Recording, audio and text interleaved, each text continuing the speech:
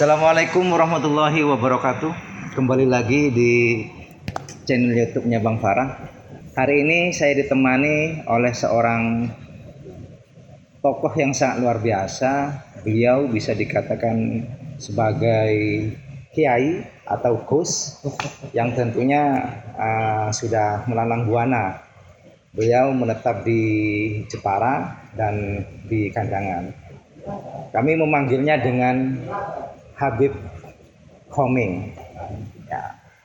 Hari ini secara pribadi saya mungkin teman-teman sekalian pemirsa YouTuber bisa mengambil hikmah dari pelajaran apa yang nanti disampaikan oleh Habib Koming berkaitan dengan nafsu dan sabar ya. Karena kedua elemen ini, nafsu ini pasti akan melekat dan ada pada jiwa seseorang. Begitu juga dengan sabar. Nah, kedua hal ini tentu kita harus pelajari, memahami dari perspektif atau normativitas Al-Quran maupun hadis dan makul-makul dari para ulama terdahulu kita. Mungkin lebih menyingkatnya waktu, saya langsung ke Beb Koming. Gimana Beb? Assalamualaikum Beb. Waalaikumsalam warahmatullahi wabarakatuh. Gimana kabarnya? Sehat? Alhamdulillah sehat. Sehat. Alhamdulillah. Ini saya mau tanya-tanya Beb. Ya, berkaitan dengan hawa nafsu dan sabar itu sendiri. Karena hal-hal yang menurut saya itu hampir sulit dibedakan antara nafsu dan sabar itu sendiri. Ya kalau secara terminologi nafsu dan sabar itu berbeda, cuman pengamalannya ini yang sulit. Salah satu contoh begini, ya, nafsu dan ambisi. Nah, apakah orang ambisi itu juga dikatakan sebagai orang yang bernafsu ataukah seperti apa? Dan begitu juga dalam konteks sabar. Misal kita diantemi orang, dipukuli orang, kemudian kita sabar. HP kita diambil orang, kemudian kita sabar. Nah, sebenarnya pengamalannya atau implementasi dari keduanya itu seperti apa? Mungkin bisa nanti diklasifikasikan, oh nafsu seperti ini, sabar seperti ini. Pripun, Bu? Ya, terima kasih. Assalamualaikum warahmatullahi wabarakatuh. Waalaikumsalam warahmatullahi wabarakatuh. Sebenarnya nyantai saja. Nyantai, Beb. Sebenarnya ada beberapa hal yang mohon maaf harus saya ingatkan untuk direvisi. Yang pertama, kalau dikatakan kiai bukan hanya sekedar pernah nyantri. Oh, gitu. Kemudian yang kedua, barangkali perlu direvisi juga terkait tentang istilah Habib. Yang terlalu besar dan juga memang saya sendiri bukan siapa-siapa. Ya sama layaknya teman-teman yang lain, dalam artian memang asli orang Jawa dan bukan keturunan dari Sayyid atau Syarif ataupun juga Habib atau apapun istilahnya, istilah kehormatan atau saya sebut saja istilah kinormatan bagi orang-orang besar yang mempunyai nasab besar. Nah, jadi mohon maaf itu satu sisi saya revisi. Tapi Habib dalam konteks sama-sama saling menyayangi, Bib. Oh ya. Habib kekasih artinya persahabatan, duluran, sak poncoan, sak lawasi. Ya. Itu kan boleh lah, tapi bukan maksud menyandarkan nasab kita terhadap Nabi Muhammad itu seperti yang sudah ada seperti itu. Betul. Sebab ketika ini tidak kemudian saya klarifikasi dari awal, ya tidak menjadi sebuah bukan satu keniscayaan bila mana kemudian nanti ada persepsi yang salah atau mispersepsi antara satu sahabat dengan sahabat yang lainnya. Nah, hanya itu saja yang ingin saya jadikan sebagai awalan pembuka. Kemudian yang kedua, kaitannya tentang pertanyaan yang ditanyakan oleh sahabat saya sedari bertahun-tahun dulu ketika masih di S1 yang alhamdulillah sahabat Farah sekarang sudah menyelesaikan S2-nya sejak lama dan gelar doktornya juga sudah sudah di depan mata, tinggal menunggu sedikit saat tiba waktunya.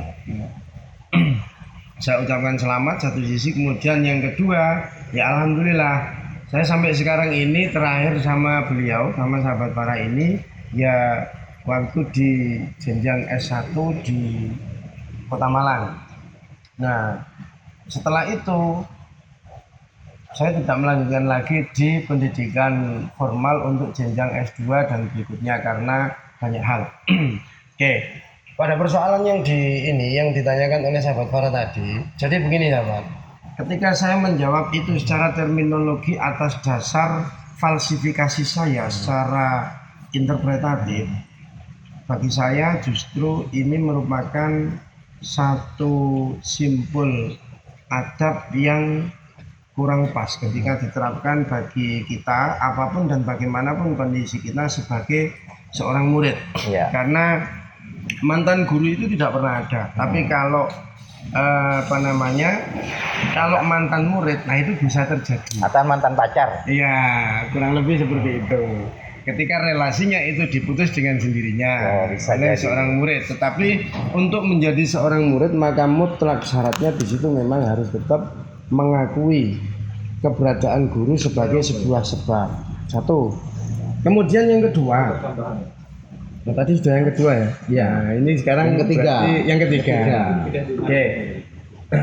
Di sini untuk menjawab pertanyaan sahabat Farah, saya akan mengambil salah satu makalah dari kitab Nasaihul Ibad yang barangkali banyak para kiai, para masyayikh yang di situ lebih alim dan lebih arif dalam rangka memberikan penjelasan tentang seluruh isi makalah dalam kitab Nasaihul Ibad. Namun karena ketika belajar dulu kita juga diberi contoh oleh para masyayikh agar tidak lepas atau tidak tidak berfalsifikasi sesuai dengan apa yang kita mau itu tidak, tapi kemauan kita itu harus dicencang atau diikat dengan al-adillatus syar'iyyah. Nah, salah satunya itu adalah ijma'ul ulama, yang mana bentuk ijma'ul ulama itu salah satunya membuahkan karya sekian banyak kitab turas, kitab hasyiah, kitab syarah dan lain sebagainya, termasuk seperti karya Ibnu Hajar al-Asqalani, yakni kitab Nasaihul Ibad ini. Terkait pertanyaan sampean, saya mengambil makalah yang ada di dalam kitab Nasaihul Ibad. Nasaihul Ibad ini, makalah ini adalah yang merupakan karya atau merupakan satu keterangan yang diberikan oleh Ibnu Hajar al-Asqalani. Ibnu Hajar itu yang masyhur di kalangan santri itu biasanya ada dua. Jadi ada Ibnu Hajar al-Asqalani sama Ibnu Hajar al-Haytami. Nah ini kalau berkaitan dengan kitab Nasaihul Ibad, maka di situ yang dimaksudkan adalah Ibnu Hajar al-Asqalani. Karena Ibnu Hajar al-Asqalani itu masyhur fi ilmil hadis atau masyhurun fil hadis. Jadi pada persoalan hadis itu memang al-alim al-alamah yang masyhur itu salah satunya adalah Ibnu Hajar al-Asqalani. Nah sementara kalau Ibnu Hajar al-Haytami ini adalah al-faqih, jadi ahli fikih atau yang alim sekali pada pembedangan ilmu fikih itu secara disipliner. Nah, ada sebuah makalah terkait tentang penjelasan antara syahwat atau barangkali nafsu yang dimaksudkan oleh sahabat Farah tadi dengan sabar, agar ini kemudian tidak menjadi satu aforisme yang sulit untuk diterjemahkan atau sulit bagi kita untuk menempatkan diri, maka saya mengambil salah satu kalimat yang muncul dari Ibnu Hajar al-Asqalani dan diberikan penjelasan atau diberikan takwil oleh Syekh Nawawi Al-Bantani dalam kitab Nasaihul Ibad wal maqalatus sadisatu asyrota. Nanti bisa dilihat di kitabnya masing-masing pada makalah nomor 16 atau makalah yang ke-16. Ini saya bacakan wal maqalatus sadisatu utawi makalah kang kaping 16. Iku kila den dawuhake. Nah, ini bunyinya makalah. Iku kila den dawuhake. Kila inna syahwata tusayyirul muluka abidan. Wasabru yusayyirul abida malukan. Ala taro ila Yusufa wa Zulaikha. Tila wal maqalatu sadisatu asyrota utawi makalah sing nomor 16 iku kila diucapake inna syahwata apa inna syahwata setuhune syahwat iku tusayyiru ndadekake apa syahwat almuruka ing pira-pira ratu atau pira-pira raja ndadekno abidan ing pira-pira kawula abidan ing pira-pira kawula. Fa inna man krana setuhune wong sapa ae iku wong ahabba kang demen sapa man sayan ing suwiji bahwa mongko ale utawi man iku abdu kawulane sae. Nah, berarti sesungguhnya syahwat itu adalah atau syahwat itu menjadikan seorang pimpinan menjadi seorang hamba atau seorang budak. Logikanya bagaimana seorang pimpinan tiba-tiba menjadi budak? Lah ini tidak boleh, kita berfalsifikasi sendiri. Nah, seyogianya, nah ini diberikan penjelasan fa inna man ahabba syai'an fa huwa abdu. Berarti bahwa sesungguhnya barang siapa yang di situ mencintai dengan sangat atas sesuatu syai'an ing suwiji-wiji bahwa mongko utawi man iku abdu kawulane syai', maka orang tersebut itu sudah barang tentu adalah hamba atau budaknya sesuatu itu tadi ya. Seperti contoh, misalkan saya punya motor karena saking senengnya sudah bertahun-tahun lamanya saya itu sudah ngempet. Nah ini nanti ada kaitannya dengan sabar atau nyabar-nyabarke. Nah itu perlu itu nanti ada kaitannya. Jadi yang pertama, saya misalkan punya motor, sudah lama sekali saya mengidam-idamkan motor ini dengan mesin yang kekuatannya sekian, besarnya sekian, kecepatannya sekian dan seterusnya. Nah, ketika saya sudah punya motor, maka sudah barang tentu penantian saya yang lama sekali ini memunculkan sedikit demi sedikit rasa cinta atau rasa seneng saya terhadap sesuatu tersebut. Nah ketika seneng ini sedikit, 1 hari, 2 hari, 1 minggu, 2 minggu, 1 bulan, 2 bulan, bahkan 1 tahun, 2 tahun ini terpupuk secara konsisten, maka sudah secara otomatis akan semakin sulit untuk mengendalikan rasa cinta atau seneng saya terhadap hal tersebut. Ini tidak ubahnya ya.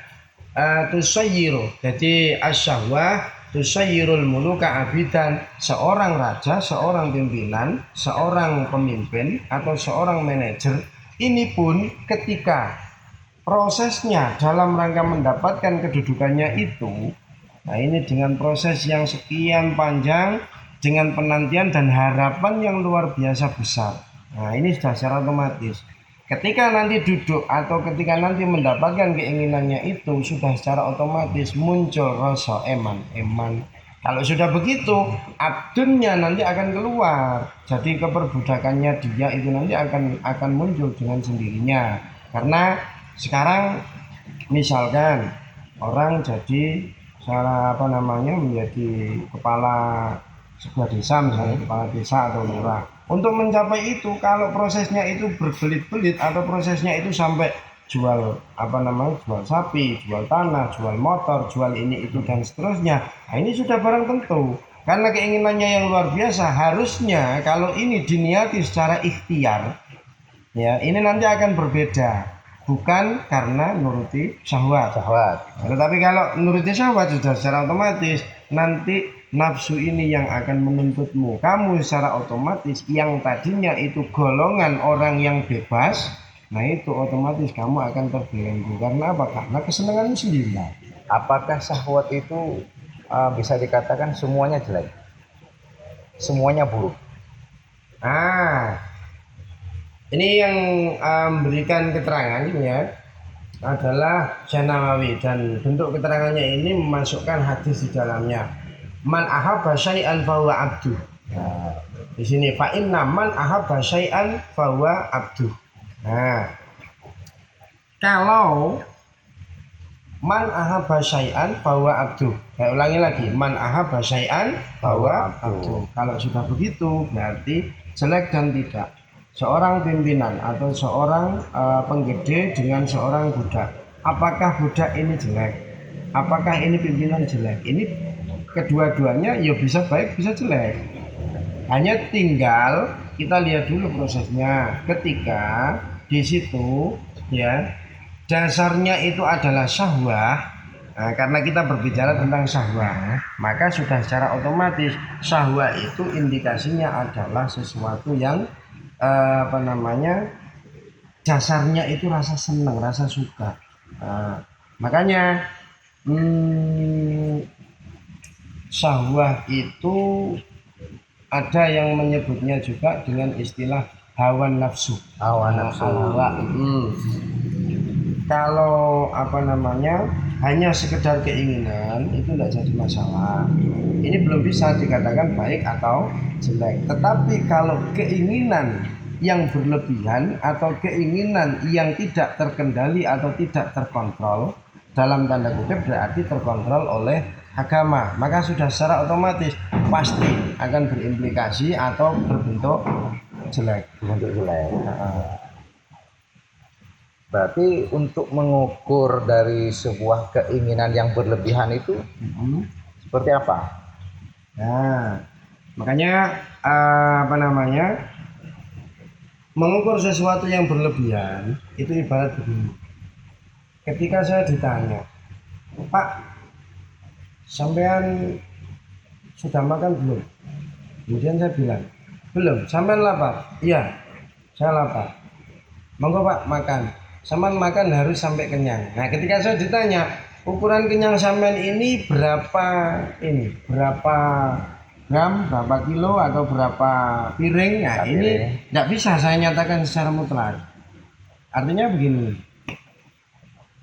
Satu sisi terkadang saya atau barangkali kita itu ketika makan terkadang itu hanya 5 atau 6 sendok. Terkadang ini sudah merasa cukup. Nah, kemudian kalau dalam situasi tertentu misalkan, terkadang kita itu merasa cukup ketika di situ ada paling tidak ukuran satu piring yang berukuran tertentu, piring besar misalkan.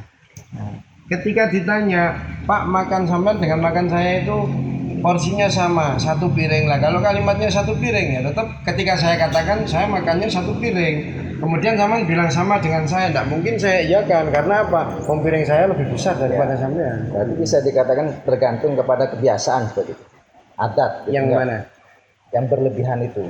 Berlebihan itu nanti ukurannya kembali kepada al-adillatus syar'iyyah. Jadi gini, makanya ada pesan dari kalau dulu termasuk pesan dari menantu yai saya dari Jombang, Gus Najib Muhammad dulu pernah mesen gini, kamu punya keinginan tidak apa-apa nak, jadi karena itu adalah anugerah. Kalimat beliau sederhana, aku yang punya keinginan, makanya anak urid wa anta turid. Saya punya keinginan, saya menginginkan sesuatu, kamu pun juga begitu, wa anta turid. Tapi keputusan yang paling bagus itu adalah wallahu yaf'alu ma yurid. Berarti ukurannya berlebihan atau tidak terkadang bisa diukur secara adat. Tetapi kalau dinyatakan adat ini adalah ukuran mutlak, maka itu tidak bisa. Kenapa begitu? Adatnya orang ya, ketika misalkan dikatakan adatnya orang di pinggir pantai misalkan, kadar orang lapar ketika makan maka di situ paling tidak 1 piring nasi. Ini bisa jadi berbeda dengan orang yang domisilinya di lereng gunung atau di perbukitan.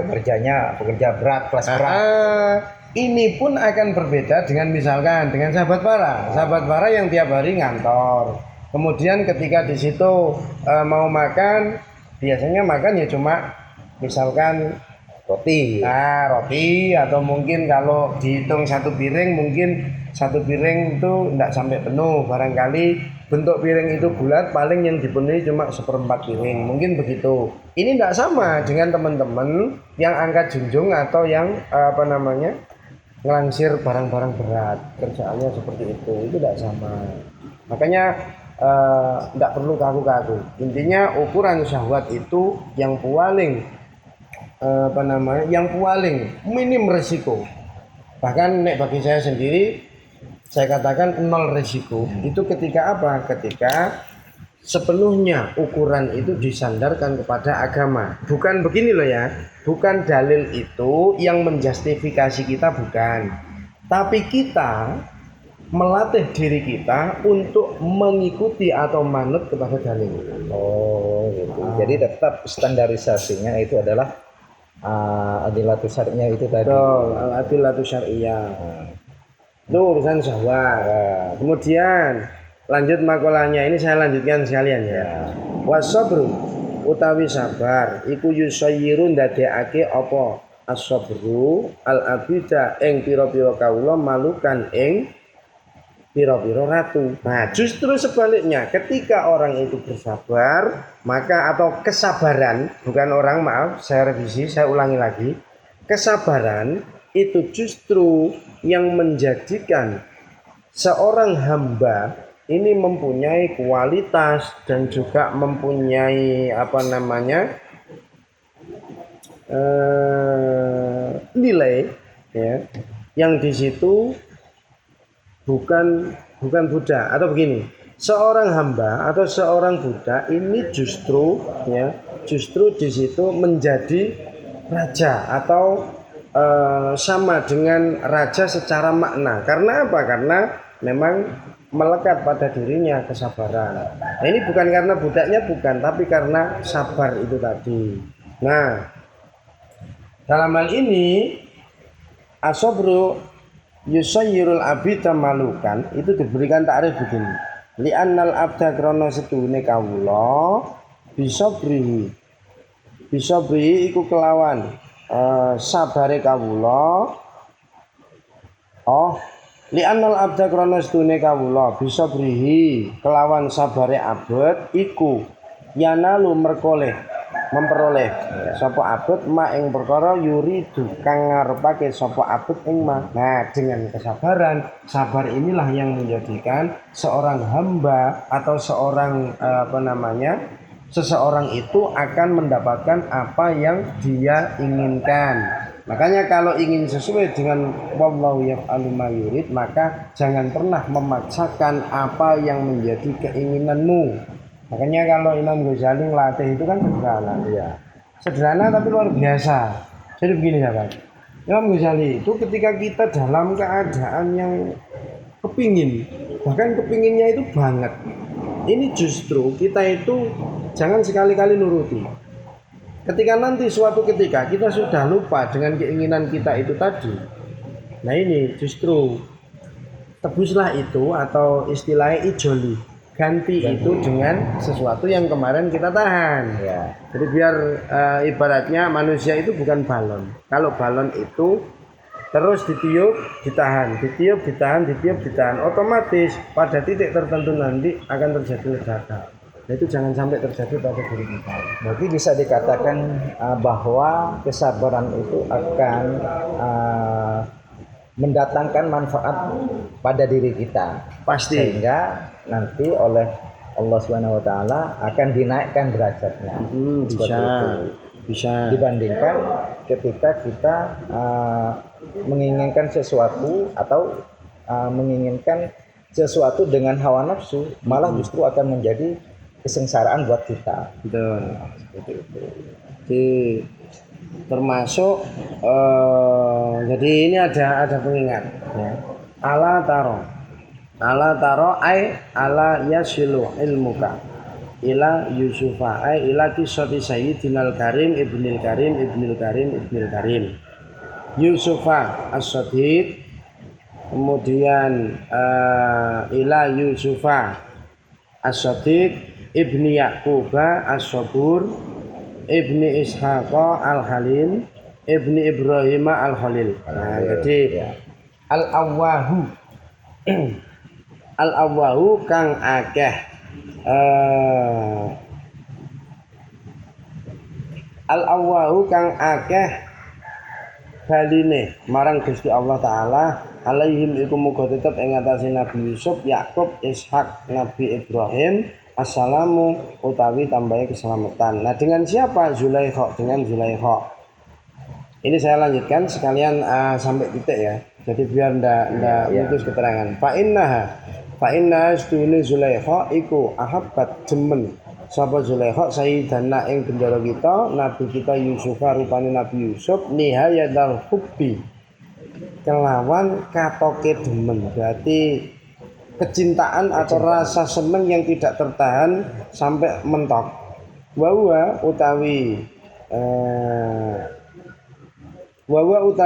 Yusuf, Nabi Yusuf iku yasbiru sabar sapa Nabi Yusuf ala makriha ing atase rekodayane Zulaikha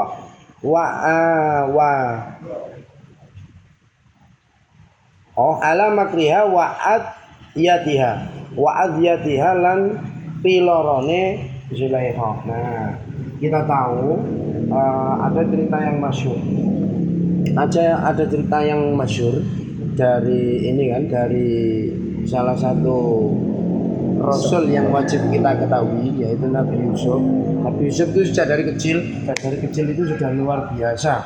Bahkan ketika masih kecil beliau itu mendapatkan irhas. Jadi belum diangkat menjadi nabi, tapi sudah ada kejadian besar yang melingkupinya.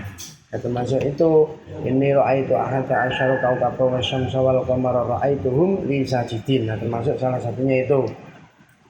Nah, di sini saya tidak membahas tentang itu, tapi saya lebih mengerucutkan pada kesabaran beliau. Ketika Nabi Yusuf dengan Zulaikha, Nabi Yusuf ini adalah yang mendapatkan nabi yang mendapatkan julukan Al-Karim, Ibnul Karim. Jadi oleh Rasulullah itu dijuluki seperti itu. Jadi Nabi Yusuf itu Karim, orang yang mulia. Ya. Ayahnya Nabi Yusuf yaitu Nabi Yakub itu pun juga Al-Karim. Ya, karena kesabarannya. Nah, ini karena masing-masing mempunyai kelebihan yang luar biasa. Nah, kebetulan Nabi Yusuf itu ya ada yang karena kesabarannya, ada yang karena kejujurannya dan seterusnya. Nah, kalau Nabi Yusuf itu oleh para ulama dikatakan Yusuf as-Sadiq. Kemudian untuk Nabi Yakub itu mendapat julukan as-Sabur. Kemudian untuk Nabi Ishak itu mendapat julukan Al-Halim. Halim itu kalau dalam bahasa Jawa aris. Kemudian kalau Nabi Ibrahim itu Al-Khalil. Nah, ini semuanya. Nah, ini kembalinya kepada Allah Subhanahu wa taala itu langsung spontan, tidak perlu menunggu lama dan lain sebagainya itu enggak ya. Nah, kejadian dengan Zulaikha ini barangkali sudah banyak yang ini ya, sudah kita ketahui bersama lah, sudah masyhur. Nah, yang pada intinya Zulaikha itu kalau kita kembali kepada pendekatan sosiohistoris atau di dalam tafsir Jalalain itu ada ceritanya yang agak rinci, barangkali lebih rincinya lagi itu bisa dilihat dalam tafsir Sawi atau barangkali yang lebih lebih luas ya, lebih mutasak untuk penjelasannya itu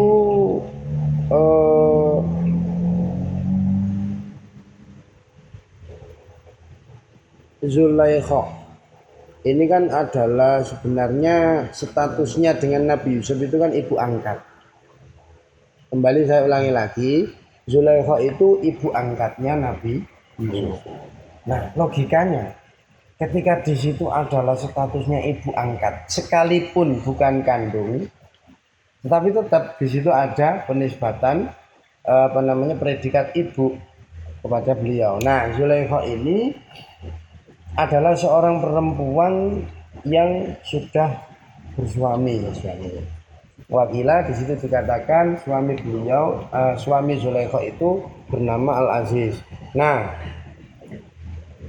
ringkas cerita, karena ini sudah masyhur ya, pada intinya kesabaran Nabi Yusuf itu teruji ketika mana beliau ini justru mendapatkan anugerah dari Allah Subhanahu wa taala dengan istilahnya saiki ganteng ngotot gak ono tunggale, terus cara monggo gagahnya luar biasa. Kalau ada perlambang kesempurnaan pada diri maskulinitas lelaki, maka di situ pasti ditemukan semua ciri-cirinya ada di Nabi Yusuf. Nah, tetapi sekalipun begitu, karena keluar biasaannya inilah kemudian Zulaikha ini sekalipun ibu angkat, suwe-suwe Yusuf kita rumati kok malah aku kesengsem dewe. Nah, ini. Lah itu makanya mungkin sudah bisa kita pahami bersama dari kisah Nabi Yusuf dan Siti Zulaikha itu, kita bisa mengambil sebuah pelajaran di mana ketika kita bersabar dengan segala ujian yang kita dapatkan itu, kita akan mendapatkan sebuah kemuliaan.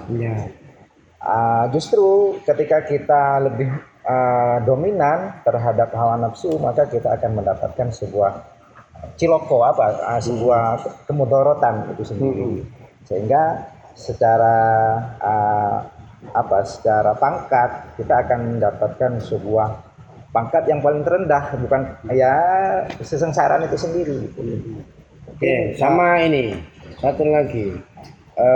Sebenarnya kalau ini kita jadikan sebagai bahan renungan, dari awal itu ketika ditanya, sebenarnya yang seringkali terjadi kan begini, jadi ada yang mengatakan orang sabar itu ada batasnya. Sebenarnya enggak. Ketika orang menyatakan kalimat seperti itu, ini menunjukkan kalau yang ngomong ini enggak sabar. Enggak sabar. Berarti kalau sabar itu berarti tidak terbatas. Tidak terbatas. Cuma begini, karena menungso iku wis kadung kalah sabda, ya. Makanya Gusti Allah Ta'ala itu sudah tahu manusia dikatakan isbiru, diperintah untuk tetap bersabar. Nah, karena Gusti Allah Ta'ala ini sudah tahu, nek ndelok potongane kawula kuwi iki mesti iki pedhot, terus ndak bisa kalau ini disuruh untuk sabar selama kan ndak mungkin ada yang mampu. Nah, di situ karena kemurahan Allah di situ. Ada lanjutannya, wasobiru, sabar non ora kuat sabar.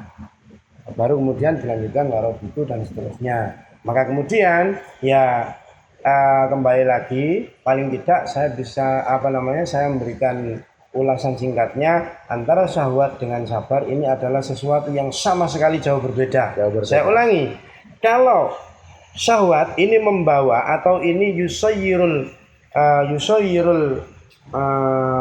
muluka, ya, mana tadi asyahwatu sayyirul muluka abidan. Nah, kalau asabru yusayyirul abida malukan atau mulukan. Nah, kalau sabar itu menjerumuskan atau merosot kebalik. Jadi kalau syahwat itu merosot derajat seseorang yang tadinya ibaratnya wong iku di posisi ini ya, di posisi atas, justru akan dibawa ketika menuruti hawa nafsunya itu. Nah, ketika segala sesuatu. Tapi kalau sabar itu ada batasnya enggak? Kan enggak ada. Enggak ada ya.